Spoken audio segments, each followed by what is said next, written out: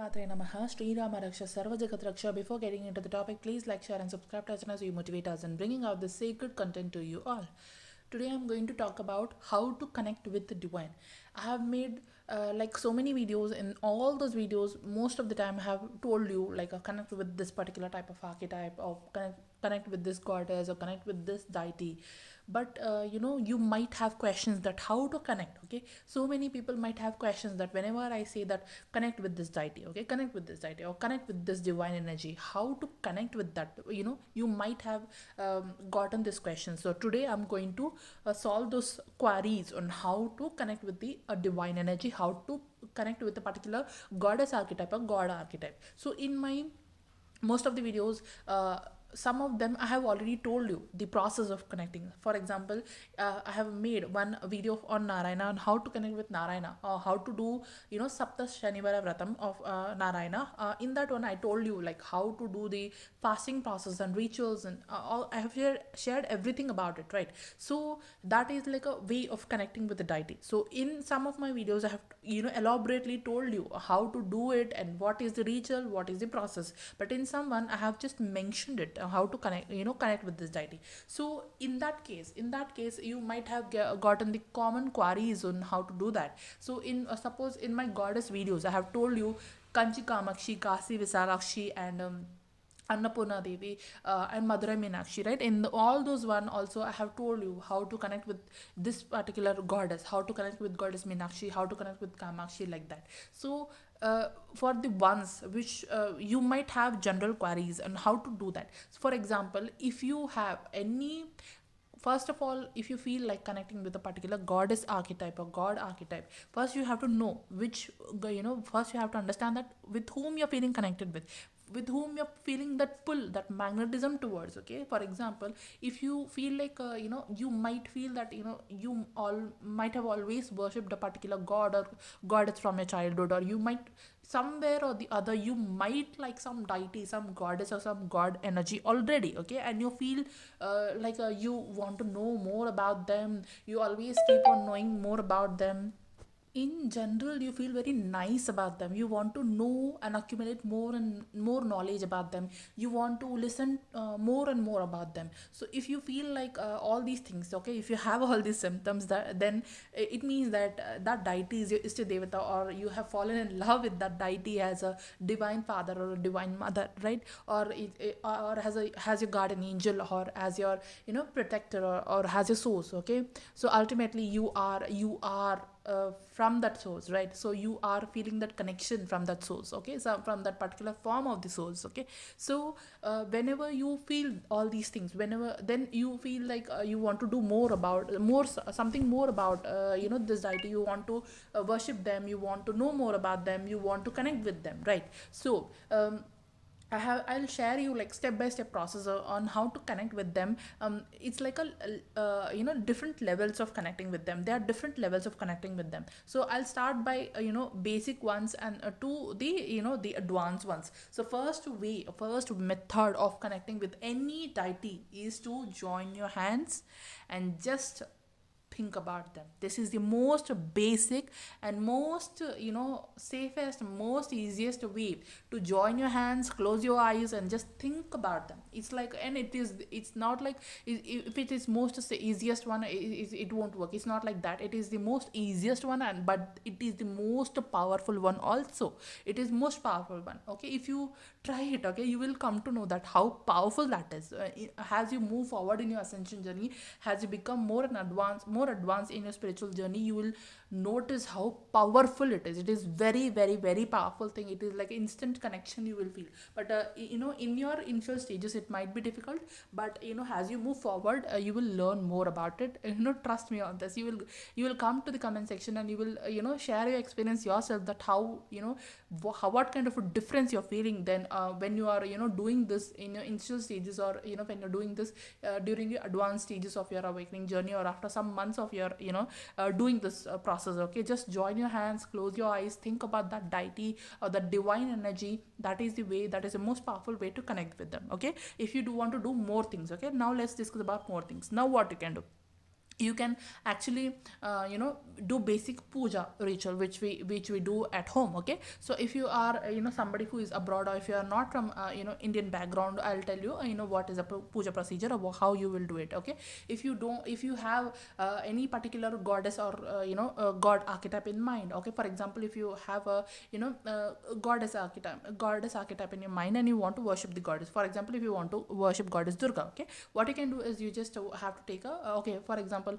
Durga is like a goddess. Durga is more fierce. Okay, not everybody can handle initially goddess Durga's energy. So let me keep it more simple. Okay, I just want, if you want to worship goddess Lakshmi, okay, goddess Lakshmi, so just bring a picture of goddess Lakshmi. If you photo frame of goddess Lakshmi, put it in a nice clean place. If you have a puja room, okay, I'm talking about the people who are in abroad. Okay, they might not have puja setup and all those things. That's why I'm mentioning for them also. So you don't feel offended, some of you, if you already know all this, because they might be people who are from other parts of the world, so they also have to understand. So that's why I'm mentioning all these details also. So if you have a nice puja setup, and if you have a nice clean place, set up your altar, put a picture of that deity or a goddess or a god or whatever, whoever who is your favorite divine energy. Or if you don't know any of your favorite, you can start with any goddess or god energy who is actually whose presence you have ever felt in your life, in your own in your entire life journey. And if you don't know, you can just start with the basic. Okay, you can just worship goddess Ganesha. Okay, Ganesha, you can just bring Ganesha's idol, and you can or you can just bring Ganesha's picture. Okay, you can light some incense fragrance sticks, okay, in front of Ganesha. You can light a diya lamp, or if you don't have any diya or something like that, if you are living abroad, you can also light a candle. I'm not against I'm not like you have to do this particular thing in a particular way only, right? So if you are somebody who is from abroad, and if you don't know what is the, and if you don't have that all these ingredients which you need, then what you will do? Everybody have a right to do that worship, right? So even if you do a light a candle, then it's okay, right? You don't have to be so strict and so serious about this particular rituals. All you need is that what matters most is the connection with the god or goddess or the deity or a ishta devata. That's what is the most important thing. All other things are like a secondary thing. Even if you do some things, if you don't do it in a strict process also, it is okay. So if you have a diya or a candle or whatever you have, light a fire in front of a god. Okay, light a small fire, diya or a candle. Okay, any fire ritual like that, you are doing a fire ritual. And if you are lighting an incense, then it means air ritual. The diya process is like fire element, air process is like the incense process is like a air element, right? So both the elements you are activating in front of a deity, right? So then you can do aarti. If you have you can take a camphor, and you can burn the camphor, if you have. Okay, if you don't have, no problem, let it go.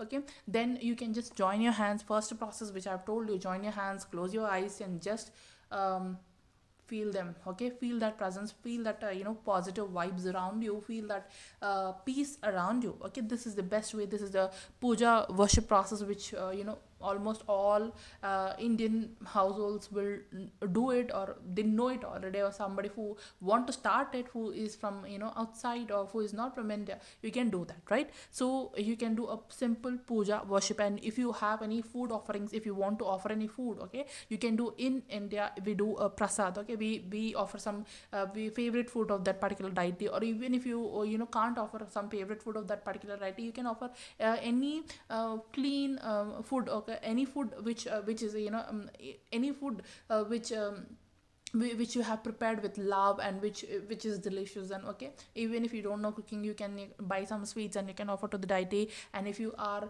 from some abroad places, if you don't have like a specific items to prepare for that deity, don't worry, you can just offer some chocolate or cake. That is also okay. God doesn't see that you did not offer his favorite food or his favorite modak. He'll not say like that. Whatever you are offering with love, he'll take it. Even if you offer a cake, okay, chocolate cake, he will, or a chocolate pastry, he will take it. Like so I know some people are like very strict about all these things, but then for me personally, the love and connection is more important, if I could say. So all these things are like these are like man-made things. All these rules are man-made things. God doesn't have like he is like a he doesn't see you like strict things. He doesn't tell you to follow all these strict things. Yes, you have to follow some things, you have to follow some rules, but then you have like options. If you don't have certain foods, you can also offer like a small piece of chocolate or any kind of sweet, right? You can also offer fruits or whatever fruits available at your place, you can offer that, right? So this is the second level of connecting with the deity. This like this you can do. Okay, so if you have any kind of a particular wish or something, you can follow a diya rituals. You can light diyas, some number of diyas for some for a particular deity. If you have looking for something, if you have some wish, or if you want to deeply connect with certain deity, okay, so you can know what is diya ritual. So for example, I have made a video about on goddess Kamakshi, and in that one I have explained about Diya ritual. If you are interested, you can watch that one. And so you can light some certain number of diyas in front of deity. This is like a next way, and it is also a very powerful way to connect with the deity, because here fire element is involved, and fire element is like a very powerful process, right? So fire is a very powerful energy, and fire element, if you are working with fire element, first of all it will burn and cleanse all your karmas. It is a very very good process to burn your karmas, cleanse your karmas, to get whatever you want, and to fulfill all your wishes. This is a very very powerful process. So you can light diyas, certain number of diyas during some specific occasions also. Even daily also you can do that, or if you don't want to do that daily, you can choose some specific occasions, like during Diwali, or during some festivals, or during some special occasions. So you during full moons or new moons, or during portals, right? So you can do that. It's soon 99 portal is also coming. So you can utilize that portal number. For example, it is 99 portal, so you can light a 9 diyas in front of your your god or goddess, whoever you are worshipping, okay? Or you if you are coming across 10 portal, you can light 10 diyas. If you are coming across 11 portal, you can light 11 diyas, and you can just worship the deity in that way, and it will look very nice, and it will give you that auspicious vibes, and deity will be very very happy, and they will be pleasant with you. And that is the way you can establish connection with the deity. I just saw 12 okay. When I said deity will be happy with you, I just saw 12 during that sentence, during that word. Then after diyas, okay, the more advanced ways how to connect with the deity is, you can go to any of the Shakti Pitas, okay? Shakti Pitas of goddess, okay, goddess Parvati. So goddess Parvati, we all know that there are so many Shakti Pitas in India. So you can know, if you are feeling connected to some particular kind of Shakti Pit, okay, some particular form of a goddess, you can go to that that place, that Shakti Pita. For example, goddess Parvati have so many Shakti Pitas all over India, and some other parts also of the world also. So you can visit those Shakti Pitas. If you are feeling called to go to some particular Shakti Pita, or if you feel called to go to worship some form of a goddess Parvati, you can go to Shakti Pitas. And similarly, if you want to worship Shiva, you can go to some Shiva Kshetras, which are we have Panchabhuta Kshetras, where 5 elements of the Shivas are connected with the 5 5 lingas of the Shivas, like Panchabhuta lingas we say. And all those Panchabhuta lingas are in India, South India especially. So you can visit the Panchabhuta lingas also. If you are from South India, it's very very nice and very convenient for you to go to the Panchabhuta Kshetras and worship the Shiva, and connect with the goddess God Mahadev, okay? Then you can visit any Jyotirlinga. If you can visit any Jyotirlinga. Going to Shakti Pitas or Jyotirlingas can be life changing and transforming, I'm telling you, before only, because it is a very very powerful potent place. It is like a 1,000 times more power what you can find in other places. It's not even 1,000, it's more than 1,000. I lack words to describe that. It is like a power spot, okay? These are like power spots. Jyotirlingas and Shakti Pitas can actually transform your life. You will be like a person before and after the Jyotirlinga visit, or before and after the Shakti Pita visit. You will not be the same person. You will definitely will change, okay? something in you will change, something in your life will change. Okay, you might not, may or may not be ready for that change, but that change will happen when you go to these places. So be prepared mentally, and then only you go. If you want the transformation, if you want that change, you can go visit these places. And also we have like a for Vishnu temples and Lakshmi temples also, goddess Lakshmi temples also, we have certain very very powerful places. Okay, like a Kolhapur Mahalakshmi, or there are so many like Tirupati Balaji, or they are like a 108 Vishnu Divya Deshams. We say it as Divya Deshams. They are like a 108 Divya Deshams of Vishnu, which is like a 108 different temples of Vishnu, which are spread all over like places in India. And you can visit those places also if you want to worship Narayana and Vishnu. You can visit any of the 108 places, and that will also will help you connect with the Vishnu's energy. Okay, so whatever you feel called to, what with whomever deity you feel called to, you can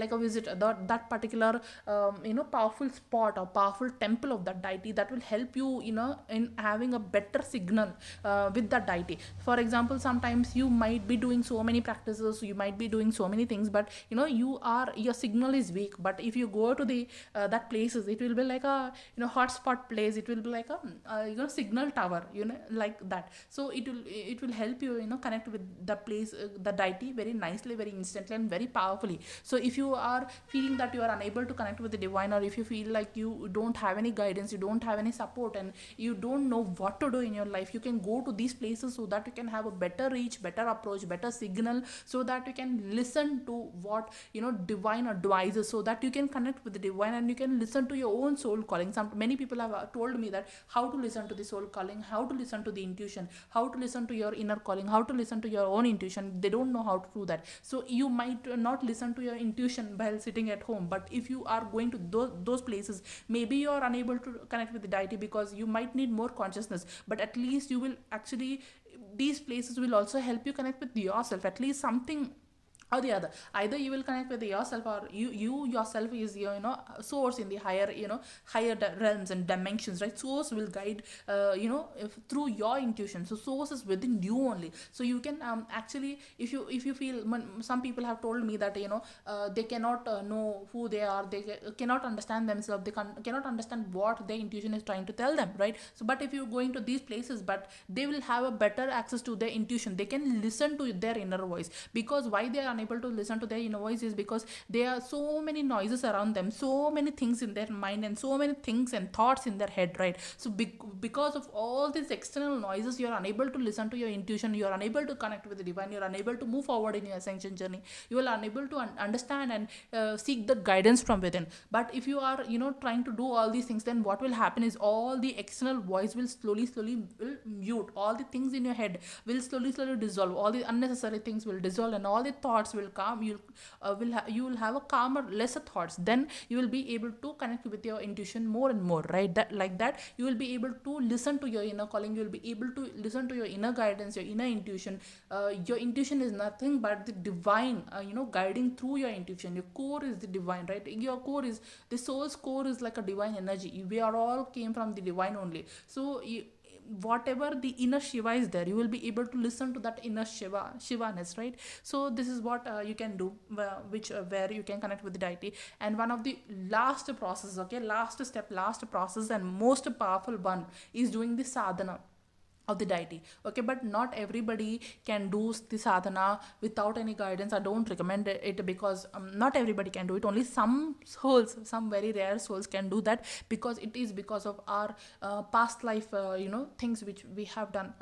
For example, me only, I have done some things already, so many things in my past life. So in this life, even without like a gurus and guidance, I am able to do certain things, and I'm able to tell certain things and guide you all in this process, because I have been an ascension teacher in my past also, in my past lives also. I have been an ascension teacher in my past lives also. I had built up that connection with the deity, and that connection, let me tell you, is not just for one life. It will that connection will slowly build through lifetimes. I'm the living example for that. My connection with the divine is not from this only lifetime. My connection with the divine is coming from so many lifetimes. That's when I'm able to tell about this connection story, right? So It's not like, you do it all at once and instantly you will connect. In this lifetime you will be able to achieve so many things. It's not like that. It's the only thing, and you will take, after the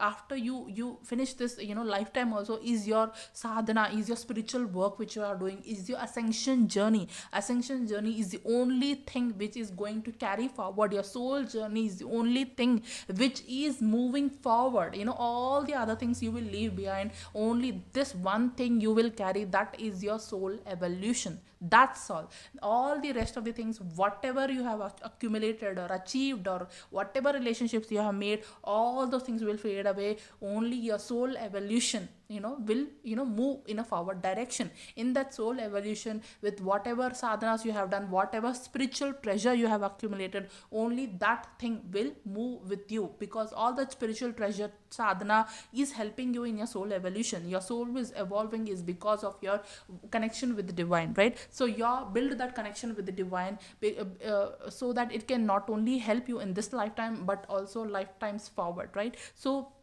sadhana is the thing which you can do, but if you have a guru, or if you are somebody who is already like advanced, or if you are like a, if you are carrying higher strands of DNA, who already have all these guidances, who are already have done the things before in their past lives, and who are doing things under a proper guidance, okay.